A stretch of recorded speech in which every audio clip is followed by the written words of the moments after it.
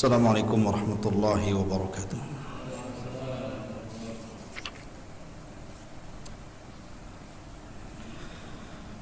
Alhamdulillah wassalatu wassalamu ala Rasulillah wa ala alihi wa sahbihi wa mawalah wa la hawla wa la quwata illa billahi wa ba'du. Baik, kita masuk pada bab yang ke-31, cinta kepada Allah Subhanahu wa ta'ala. Allah Subhanahu wa ta'ala berfirman, "Wa minan nasi man yattakhidhu min dunillahi andadan yuhibbunahum ka hubbillah walladzina amanu asyaddu hubban lillah." Dan sebagian manusia, ada orang-orang yang menyembah tandingan-tandingan selain daripada Allah. Mereka mencintainya sebagaimana mereka mencintai Allah. Adapun orang-orang yang beriman, maka mereka sangat cinta kepada Allah Subhanahu wa ta'ala.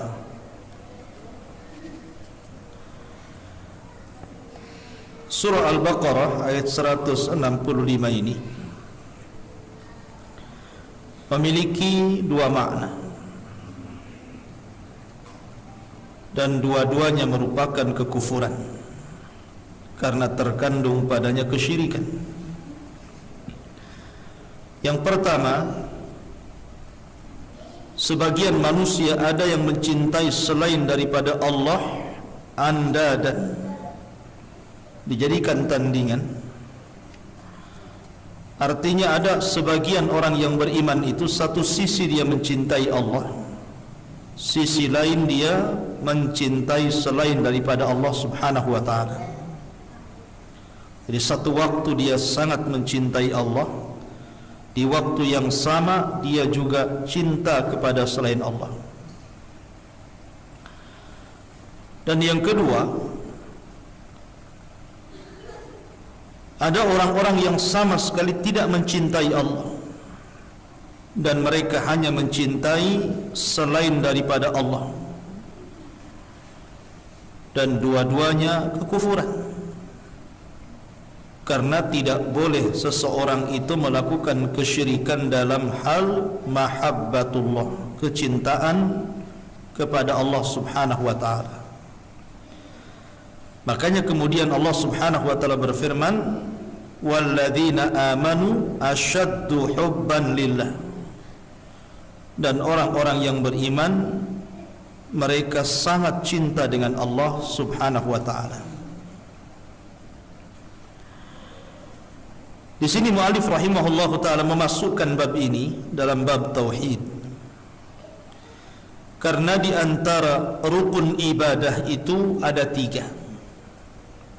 Salah satunya adalah al-mahabbah, menanamkan perasaan cinta kepada Allah Subhanahu wa ta'ala.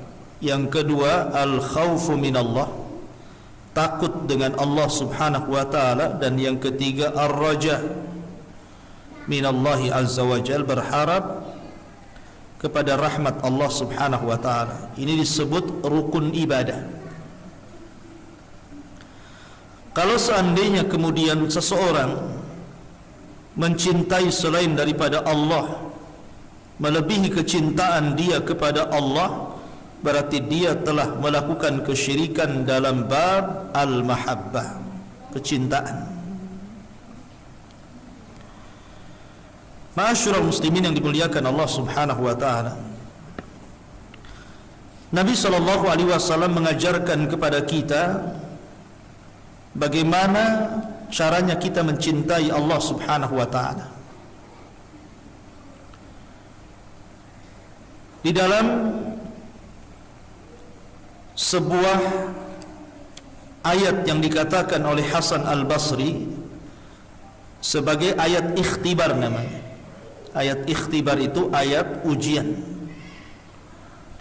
Karena ada sebagian orang mengaku mencintai Allah subhanahu wa ta'ala dan Rasulnya, maka turunlah ayat Qul in kuntum tuhibbunallaha fattabi'uni yuhibbukumullah. Katakan kepada kaum itu, kalau mereka merasa cinta kepada Allah subhanahu wa ta'ala, maka ikuti aku, maka dengan itulah Allah akan mengampuni dosa-dosa kalian. Berarti ketika kita kemudian mengaku sangat cinta dengan Allah, maka harusnya bentuk cinta itu diwujudkan dengan mengikuti ajaran Rasulullah. Karena tidak mungkin Anda mewujudkan cinta kepada Allah kalau kita tidak mencintai Allah sebagaimana Rasulullah mencintai Allah. Bagaimana caranya? Karena hanya dengan itu. Makanya para ulama mengatakan bahwa ada orang-orang yang hanya mencintai Allah di lisan saja, dalam hatinya mereka tidak mencintai Allah. Seperti siapa? Orang-orang munafik. Orang-orang munafik itu hanya mencintai Allah di lisan saja, tapi dalam hatinya membenci Allah subhanahu wa ta'ala. Dari sini tidak ada guna keimanannya. Padahal semakin cinta seseorang kepada Allah, semakin tinggi keimanan dia kepada Allah azza wa jalla. Bahkan dalam kondisi apapun, karena manusia itu kan tidak lepas dari ujian.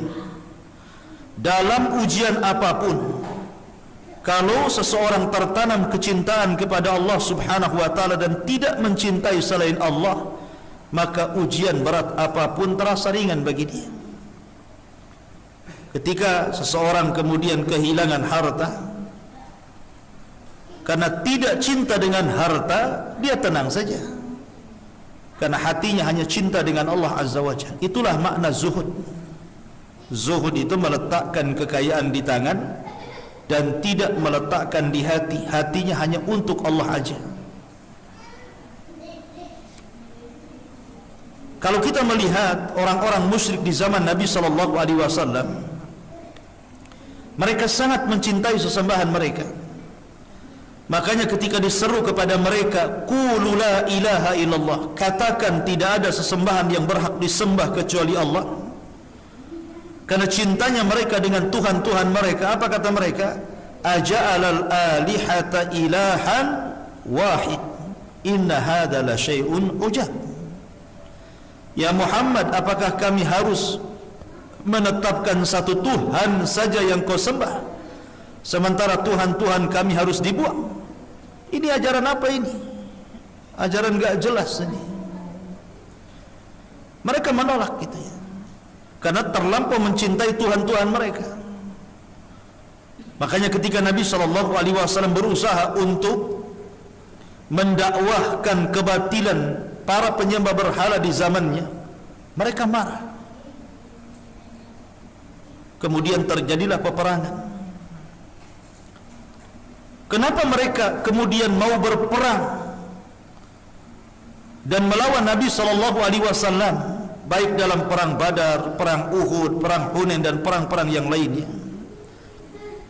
Itu karena mereka terlampau mencintai berhala-berhala mereka. Dari situlah maka ada sebagian orang musyrik itu yang sangat cinta dengan berhala, seperti kecintaan orang yang beriman kepada Allah subhanahu wa ta'ala. Tetapi ada yang mencampur aduk masalahnya.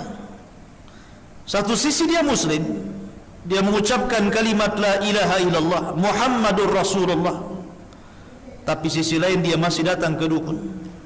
Ada yang seperti ini? Ada. Dia bersyahadat tapi juga senang datang ke dukun. Dia bersyahadat tetapi suka juga dia dengan tangkal dan jimat. Bersyahadat dia cinta juga dengan dunia, bahkan melampaui kecintaan dia kepada Allah subhanahu wa ta'ala. Kecintaan dia kepada dunia ini terkadang ada orang yang melampau. Ketika dia berbisnis, kemudian lancar bisnisnya, lupa dia solat, ya kan? Hakikatnya dia telah menjadikan harta itu berhala selain daripada Allah. Kalau dulu di zaman Rasul, orang-orang musyrik itu menyembah Lata, Uzza, Manat, Khubal gitu ya. Tapi di zaman sekarang yang disembah itu bukan itu. Yang disembah itu ringgit, dolar dan rupiah. Ganti itu berhalanya. Berhalanya masuk dompet. Berhalanya ada di ATM sekarang. Keyakinannya sama saja. Ya. Karena buktinya karena kecintaan mereka kepada dunia itu melebihi kecintaan mereka kepada Allah Azza wa Jalla. Yang tadinya sebelum dia disibukkan dengan dunia, dia masih sempat solat, masih sempat ke masjid, masih sempat ke majelis ilmu gitu ya. Tapi ketika mulai Allah bukakan dunia, mulailah kemudian mereka sedikit demi sedikit meninggalkan ibadah-ibadah awalnya sunnah berakhir wajib. Ya, memang begitu.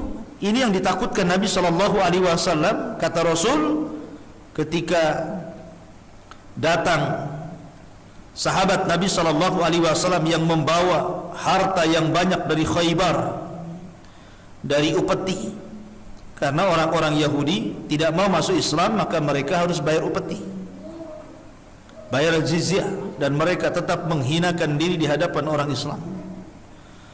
Jadi ketika sahabat datang bawa peti dari Khaybar, banyak sekali, dan ketika itu Rasul sedang sholat subuh. Kemudian dihabarkan kepada Rasul bahwa telah datang jizyah, upeti dari Khaybar, harta yang sangat melimpah ke Madinah. Nabi langsung khutbah dan berdiri dan mengatakan, aku tidak takut kepada kalian akan kefakiran. Kata Nabi SAW, aku tidak takut kepada kalian kalau kalian itu ditimpa kefakiran, katanya. Mal faqra ahsya alaikum, bukanlah kefakiran itu yang aku takutkan menimpa kalian, walakin ahsya an tubsatad dunya. Ini yang ditakutkan Rasul. Tapi yang saya takutkan kalau dunia dibentangkan kepada kalian, fatanafasuha kama tanafasal ladina min qablikum wa tuhlikakum kama ahlakathum. Kemudian kalian berlomba-lomba mengejar dunia, persis seperti orang dulu berlomba-lomba mengejar dunia. Akhirnya kalian akan dihancurkan sebagaimana orang dulu sudah dihancurkan. Karena dunia ini bisa menjadi berhala. Terkadang orang lebih mencintai dunia dibandingkan mencintai Allah Subhanahu wa ta'ala. Ya. Bahkan ada orang yang takut kepada istri tapi tidak takut kepada Allah. Ada? Ya. Sama istrinya dia takut, tapi sama Allah dia enggak takut. Ya. Ada orang yang lebih mencintai istrinya jauh dibandingkan mencintai Allah Subhanahu wa ta'ala. Ada orang yang lebih mencintai anak-anaknya dibandingkan kecintaannya dia kepada Allah. Ada orang yang lebih mencintai hartanya, rumahnya, mobilnya, ATM-nya dibandingkan kecintaan dia kepada Allah.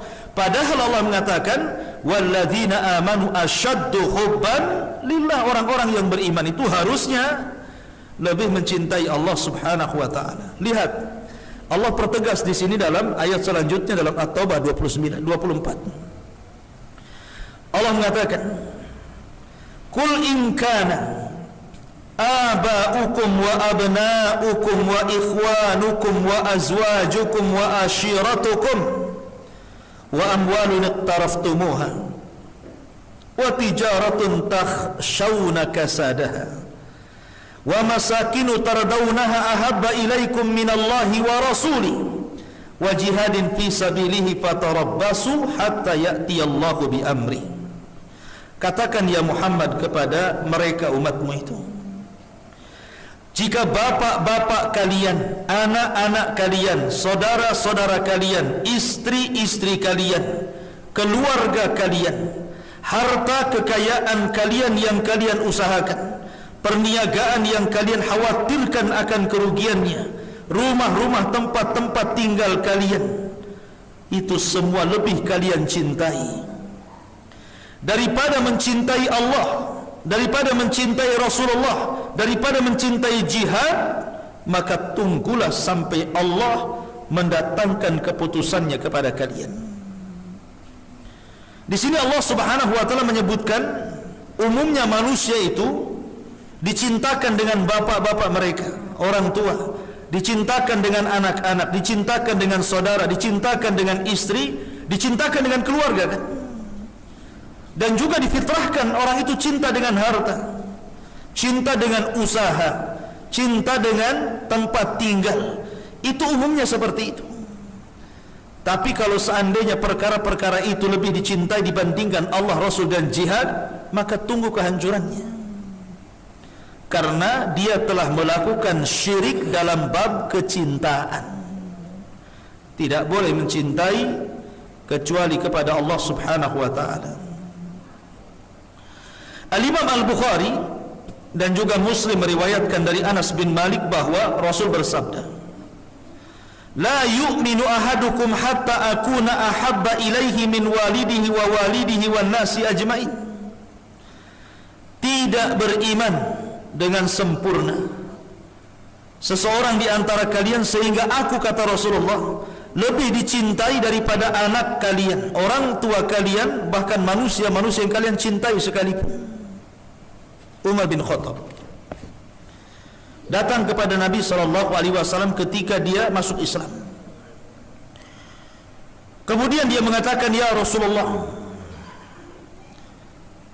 sesungguhnya engkau lebih aku cintai dari semuanya, dari orang tuaku, dari istriku, dari anakku, dari hartaku, semuanya engkau lebih aku cintai kecuali dari diriku."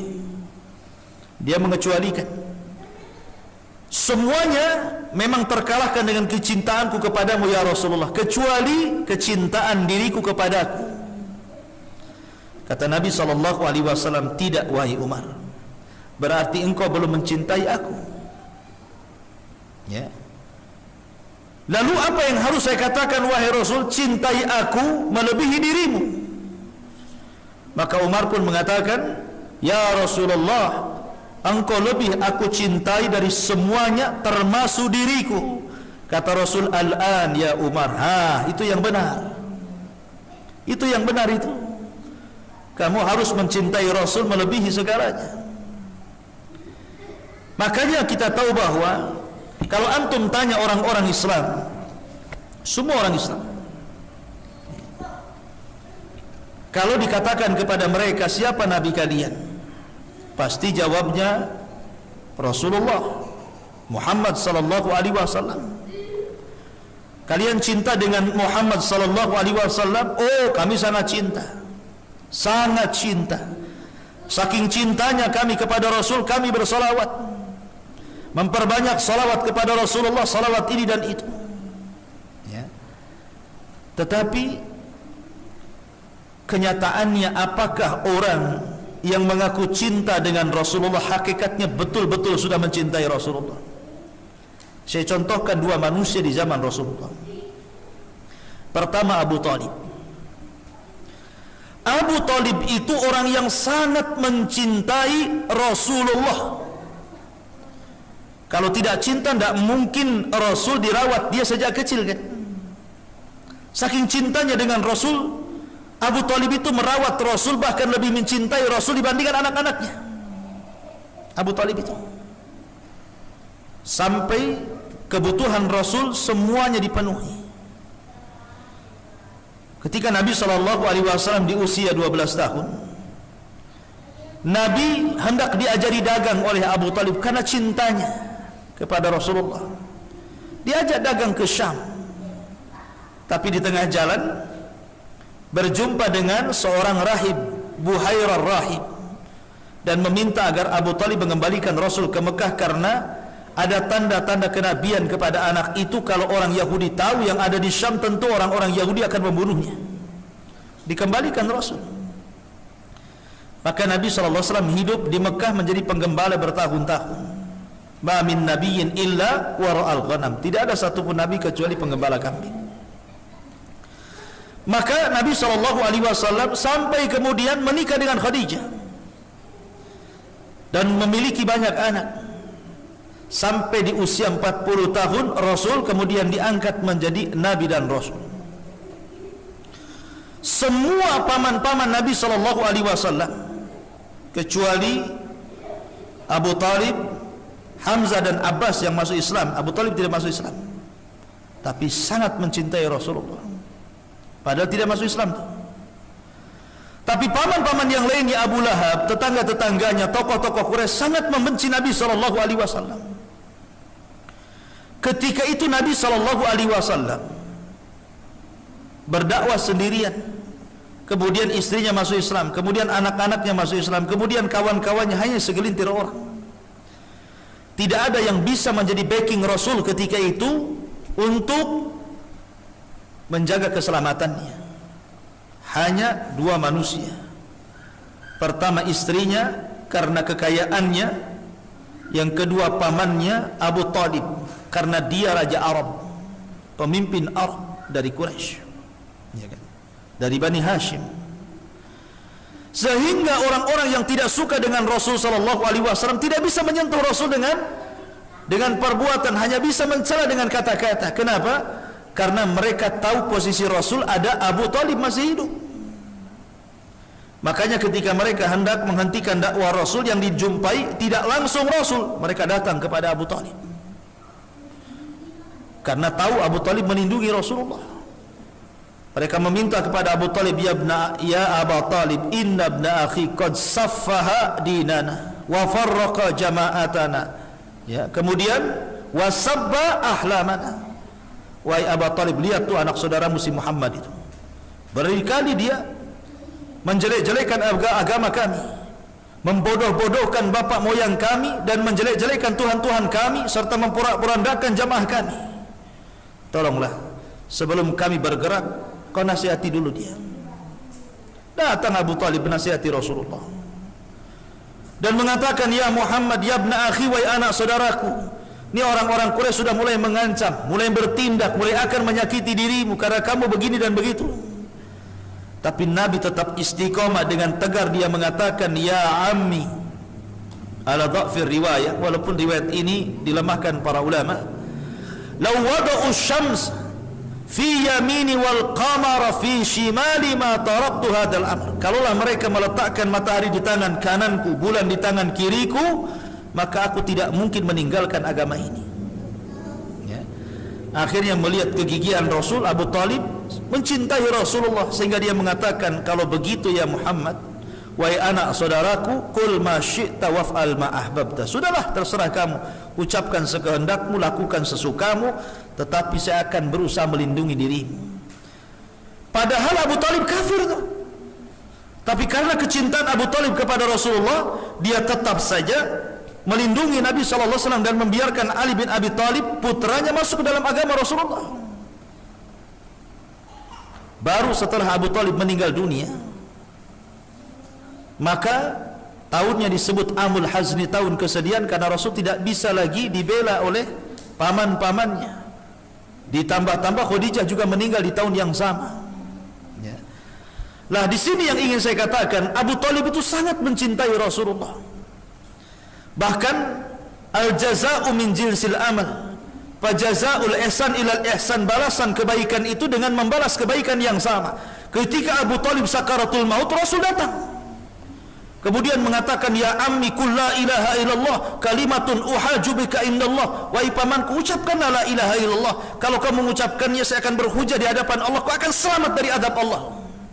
Tapi sampai meninggal Abu Talib tidak mengeluarkan kalimat la ilaha illallah, saking cintanya Rasulullah kepada Abu Talib. Bahkan ketika Abu Bakar membawa ayahandanya Abu Quhafah masuk Islam, ya, kemudian berbaiat kepada Rasulullah dan mengucapkan dua kalimat syahadat, Abu Bakar menangis. Kata Rasulullah, ya Abu Bakrin, lima tabki. Wahai Abu Bakar, kenapa kau menangis? Harusnya kau bahagia, orang tua masuk Islam. Kata Abu Bakar, ya Rasulullah, kalaulah yang masuk Islam itu hari ini bukan bapakku, bukan Abu Quhafa, tapi pamanmu Abu Talib yang kau sangat cintai itu. Tentu ini lebih aku sukai dibandingkan keislaman ayahku. Abu Bakar ingin membagi kebahagiaan dengan Rasulullah, sehingga dia mengatakan seperti itu karena Rasul sedih karena kematian Abu Talib dan tidak masuk Islam. Makanya ketika matinya saja Rasul berdoa untuk supaya Allah mengampuni dosanya, tetapi Allah turunkan ayat, "Makana lin nabi an yastaghfiru lil musyrikina walau kanu ulil qurba." Tidak layak bagi seorang nabi meminta ampun kepada Allah untuk orang musyrik walaupun kerabat dekatnya sekalipun pamannya sendiri. Ya kan? Tapi lihat akhirnya, kata Nabi SAW, aku melihat Abu Talib itu berada dalam gelombang api neraka. Kemudian Allah memberikan syafaat kepadaku untuk meletakkan Abu Talib di neraka yang paling dangkal, hanya sampai tumitnya saja, tapi cukup mendidihkan kepalanya. Tapi Abu Talib tidak keluar dari neraka, cuman diringankan adabnya.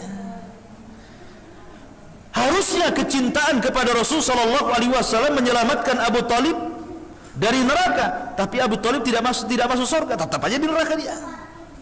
Kenapa demikian? Karena kecintaan tanpa ada ittiba, mencontoh Rasulullah, maka itu kecintaan yang semu. Kalau orang hanya ngaku cinta Nabi, bersalawat kepada Nabi, tapi perilakunya dia menyelisihi Nabi sallallahu alaihi wasallam, buat apa Anda ini mengaku cinta kepada Rasul kalau dalam perbuatan sehari-hari menyelisihi sunnah Rasulullah?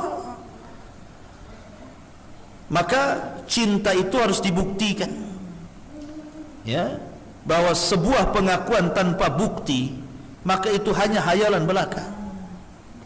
Ini contoh kisah kecintaan Abu Talib, tidak manfaat bagi Abu Talib, tetap saja masuk neraka dia.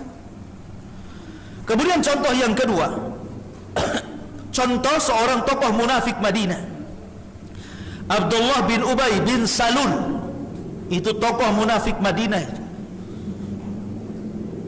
Dia ketika dalam posisi terjepit karena banyak orang-orang Khazraj dan Aus masuk Islam, sementara dulu dia digadang-gadangkan menjadi tokoh kedua kabilah yang untuk mendamaikan, karena setiap hari dua kabilah ini selalu berperang.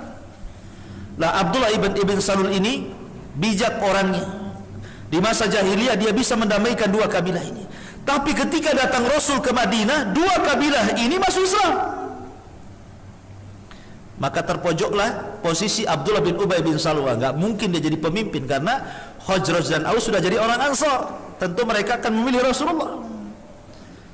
Ketika kemudian Allah perlihatkan kekuatan Islam di Madinah, takut dia.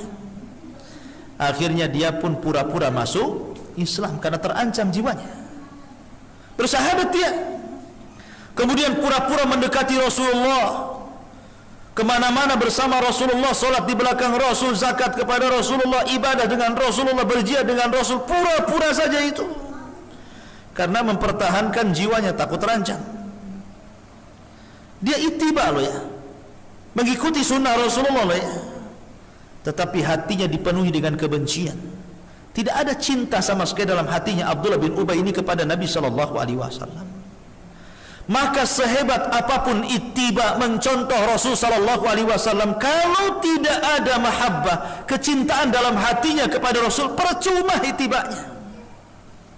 Ya. Maka harus digandengkan. Abu Talib cinta dengan Rasul tanpa ittiba, hatinya cinta kepada Rasulullah, tapi kan tidak ada ittiba. Ini si Abdullah bin Ubay ini terbalik. Dia sangat ittiba tapi hatinya tidak ada kecintaan kepada Rasulullah. Maka dua-duanya masuk neraka. Turunlah ayat kepada Abdullah ibn Ubay bin Salul, innal munafiqina fi darkil asfali minan nar. Orang-orang munafik akan diletakkan di intip neraka yang paling dalam. Maka antum harus pahami bahwa ittiba itu identik dengan hal-hal yang zahir, yang nampak.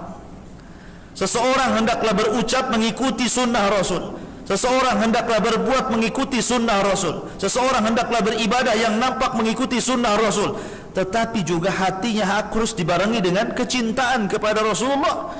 maka kecintaan dalam hati, kemudian perbuatannya betul-betul ittiba, barulah Anda dikatakan mencintai Rasulullah. Seperti Abu Bakar, Umar, Utsman, Ali, sahabat yang dijanjikan masuk surga dari 10 sahabat pilihan, dan sahabat-sahabat yang lainnya yang betul-betul mencintai Rasul dalam hatinya dan dibuktikan lewat perbuatannya. Itulah makna dari kecintaan.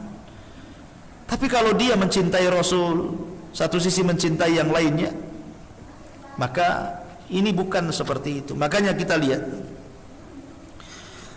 orang-orang yang mencintai Allah dan Rasulnya dengan orang-orang yang tidak mencintai Allah dan Rasulnya. Kenapa di sini ada bab? Ada sebagian orang itu mencintai selain Allah, lebih mencintai Allah kan? Contoh, saya contohkan ya. Dalam sebuah tatanan negara, ada negara itu yang berhukum bukan dengan hukum Allah.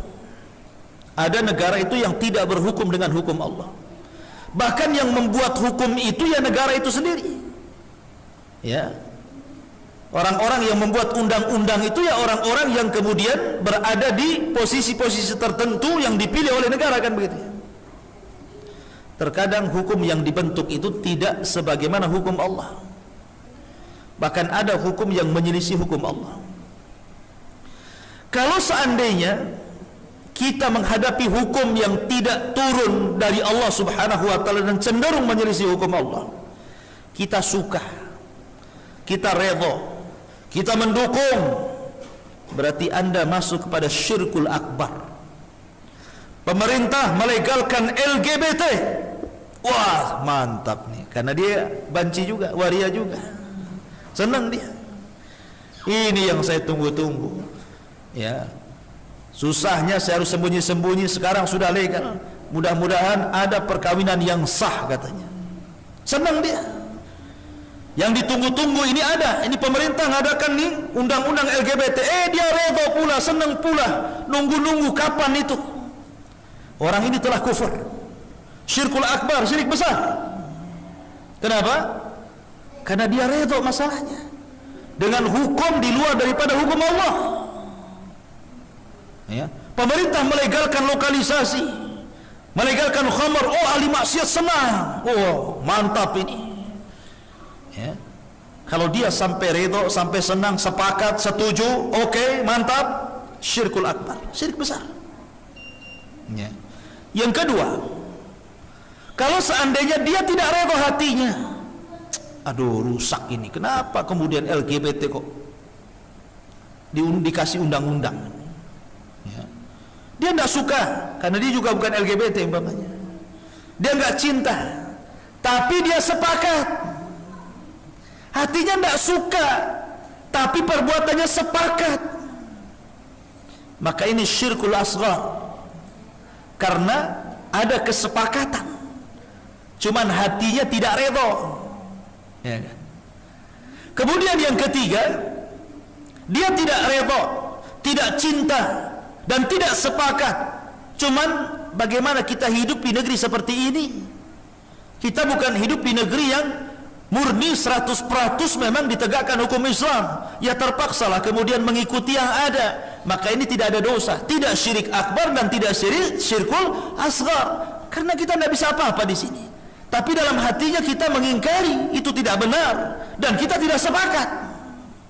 Tapi karena kita hidup di sebuah negara yang ada undang-undang, ada aturannya, bahkan kemudian kalau kita membangkang kemudian ada pasal-pasal yang mengikat kita, akhirnya kita dianggap kriminal, radikal dan yang lainnya, ya akhirnya kemudian mau dikata ya sudah mengikut saja. Maka orang yang seperti ini yang umumnya di negara-negara yang ma'ruf gitu ya, negara-negara Islam, maka tidak berdosa. Yang berdosa itu satu tadi syirik akbar, kalau dia redha, dia cinta, dia sepakat. Kalau syirik asgar tidak. Syirik asgar itu hanya cinta, redha, tapi tidak cinta dan tidak redha, tapi sepakat. Ya kan? Nah, ada manusia-manusia itu yang mencintai selain Allah, lebih mencintai Allah. Ya, dalam bab ini, dan ini bisa dikiaskan dalam bab-bab yang banyak. Ya, dalam bab yang banyak. Ya. Wallahu alam. Ini yang bisa saya sampaikan karena bab ini terlalu panjang. InsyaAllah 2 kali pertemuan. Baik ikhwan, tidak ada tanya jawab karena saya juga ada sedikit keperluan. Mudah-mudahan ada manfaatnya. Subhanakallahumma bihamdika asyhadu an la ilaha illa anta astaghfiruka wa atubu ilaik. Allahu ta'ala alam. Assalamualaikum warahmatullahi wabarakatuh.